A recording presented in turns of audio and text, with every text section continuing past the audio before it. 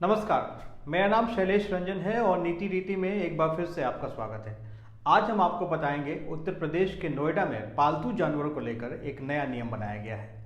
अगले 3 मिनट में आप जानेंगे कि नए नियम के हिसाब से आप पालतू जानवर रखेंगे तो आपको क्या क्या करना होगा। दरअसल पिछले कुछ महीनों से दिल्ली एनसीआर में लगातार कुत्तों के काटने की घटनाएं हो रही थी। ग्रेटर नोएडा वेस्ट की एक सोसाइटी ला रेसिडेंशिया में एक कुत्ते ने एक बच्चे को लिफ्ट में दबोच लिया था और अथॉरिटी ने कुत्ते के मालिक पर 10,000 रुपये का जुर्माना भी लगाया था और बच्चे का इलाज का खर्च भी उस मालिक को देना पड़ा था। और अब इसी नियम को और कड़ा कर लिया गया है। तो सबसे पहले जानिए कि नोएडा अथॉरिटी का ये नया नियम क्या कहता है और आपके लिए उसमें क्या सरोकार है। पहली बात रजिस्ट्रेशन की। जो लोग पालतू कुत्ता या बिल्ली रखेंगे उन्हें अपने जानवरों का रजिस्ट्रेशन अथॉरिटी के साथ कराना पड़ेगा। इसके लिए उन्हें हर साल अप्रैल महीने में 500 रुपये भी देने पड़ेंगे। हर पेट डॉग के मालिक को अपने जानवर के बारे में 1 महीने में ऐप पर रजिस्टर करना पड़ेगा और इस ऐप का नाम भी आप नोट कीजिए। इसका नाम है NAPR, नोएडा अथॉरिटी पेट रजिस्ट्रेशन ऐप। बिना पेनल्टी के 31 जनवरी 2023 तक इस पर रजिस्ट्रेशन कराया जा सकता है। इसके बाद अगले महीने 200 रुपये का फाइन लगेगा और 28 फरवरी 2023 के बाद रोजाना 10 रुपये का फाइन बढ़ता जाएगा।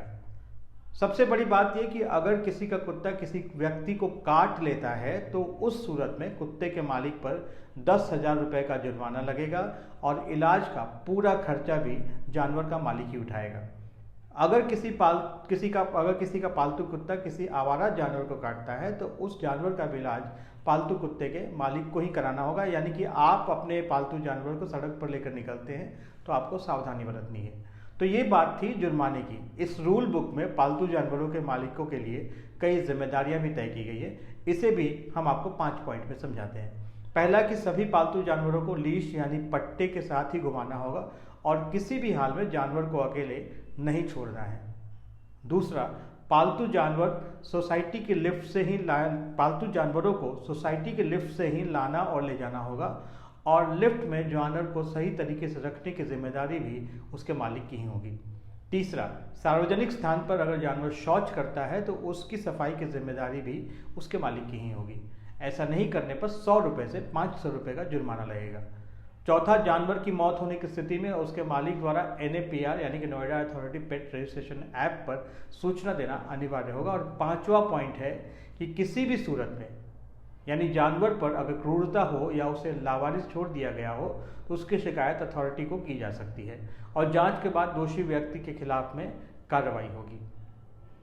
यहाँ ध्यान देने की बात है कि अथॉरिटी के नियम के अलावा कोई भी RWA रेसिडेंट वेलफेयर एसोसिएशन या AOA या गांव के लोग अलग से नियम नहीं बनाएंगे और इस पर पूरी तरह से अथॉरिटी ने प्रतिबंध लगाया है।